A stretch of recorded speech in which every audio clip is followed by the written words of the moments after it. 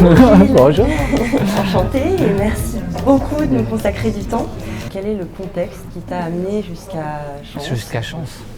Alors, en fait, j'ai toujours monté des boîtes. J'ai fait pas mal de choses dans ce domaine.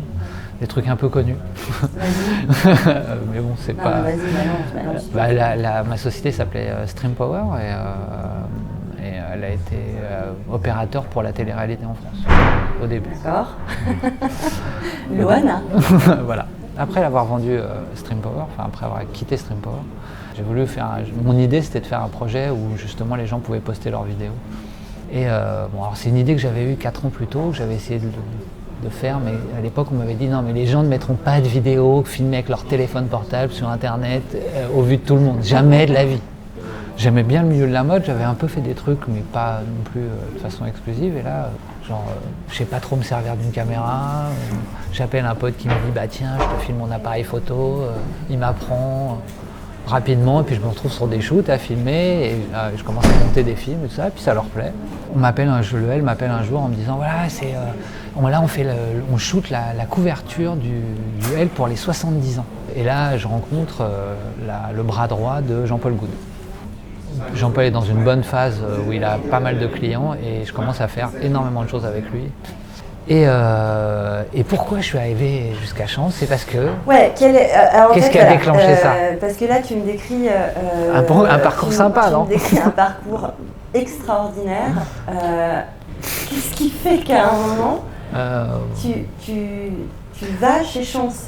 Alors, le truc, c'est que il y a 2 ans, alors ça n'a rien à voir avec le professionnel, mais ça a eu une grande influence dans ma vie. Il y a 2 ans, mon frère tombe malade. Je l'emmène à l'hôpital, on découvre que ses reins sont arrêtés de fonctionner. Et donc à ce moment-là, je dis je vais faire les tests, parce que s'il a besoin d'un rein, il faut voir si je suis compatible, et il se trouve que je suis compatible. Et donc je me prépare pendant 1 an, donc j'abandonne un peu ma carrière professionnelle, et donc ça bouge énormément de choses dans moi, de faire ça. Ça bouge quoi? Ça bouge le sens, d'un seul coup...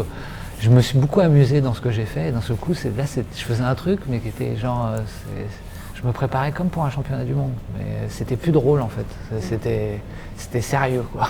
Et donc, je l'ai fait, ça a très bien marché, mon frère va très bien aujourd'hui, mais pour moi, physiquement, psychologiquement, je sais pas, peut-être que j'ai mis trop d'importance et en fait, ça m'a fait beaucoup réfléchir et j'ai envie de quelque chose qui est un peu plus... peut-être un peu plus construit ou un peu plus pour préparer le futur. Voilà. Concrètement, qu'est-ce que ça te fait Chance? En fait, c'est le fait de le faire. Je ne vais pas me tordre la tête sur me dire ah oui, alors qui je suis et tout ça, parce que ça fait 1 an que je le fais et en fait, j'aboutis à rien. Donc, et je tourne en rond. Et j'arrive pas à échapper à ce que je suis voilà. Là je vais pas faire ça, je vais juste répondre. C'est-à-dire, on me pose une question, je réfléchis pas et j'écris ce qui vient. Et en fait en écrivant ce qui vient, ce qui vient c'est juste.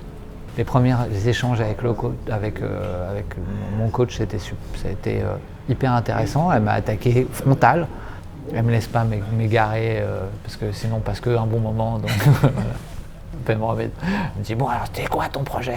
Tu sais c'est les vases communicants. J'ai jamais vraiment posé de barrière quand je raconte mon parcours professionnel, j'en ai vraiment pas passé, j'en ai plutôt défoncé et qu'à un moment donné c'était tout le contraire. Je me suis construit une espèce d'énorme, j'étais dans une tour et en fait en échangeant juste avec quelqu'un que je ne connaissais pas et qui avait juste un regard frais sur voilà. Je me suis dit, là, tout s'est écroulé, quoi. Tout est revenu normal. Pour moi, ce qu'elle a fait, c'est qu'elle a mis des rails. Maintenant, c'est à moi de continuer les rails, mais elle les a installés.